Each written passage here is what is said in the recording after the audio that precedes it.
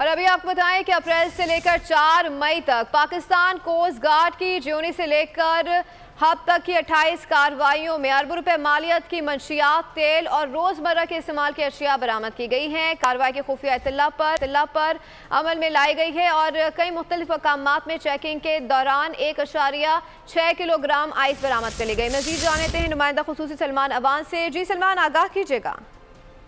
जी बिल्कुल ऐसा ही है। गवादर, पसनी और जो मुल्का कोस्टल एरियाज हैं वहां पर पाकिस्तान कोस्ट गार्ड की जानिब से ये कार्रवाइयां की जा रही हैं और जो डेटा है उसके मुताबिक 28 अप्रैल से 4 मई तक के दौरान जो कार्रवाइयां की गई हैं उसमें अरबों रुपए मालियत की मंशियात, तेल और जो डेली यूज की अशिया हैं जो कि स्मगल की जा रही थी, स्मगलिंग के रास्ते पाकिस्तान आई थी, उनको पकड़ा गया है और उसके अंदर चेकिंग के दौरान 1.6 किलोग्राम आइस और इसके अलावा गुटखे के 1000 से ज्यादा पैकेट जो है वो पकड़े गए हैं। सिगरेट के कार्टन हैं, कपड़ा है, कपड़े की अगर हम वेट की बात करें तो 883 किलोग्राम एग्जैक्ट हमें बताया गया है कि स्मगल शुदा कपड़ा पकड़ा गया है। इसी तरह चाय की पत्ती है, कुकिंग ऑयल है, तकरीबन कुकिंग ऑयल की अगर बात करें तो 2000 लीटर से या 2.25 लीटर के करीब की कुकिंग ऑयल है वो पकड़ा गया है। चाइनीज सॉल्ट है, परफ्यूम्स हैं, क्रॉकरी है, जो सोलर इन्वर्टर्स हैं वो पकड़े गए हैं। इसके अलावा ड्राई इमेजिंग फिल्म है, जो रेजर्स हैं, इसके अलावा टायर्स हैं, स्पेयर पार्ट्स हैं मुख्तलिफ गाड़ियों की। पेट्रोल और डीजल की बड़ी क्वांटिटी जो है तकरीबन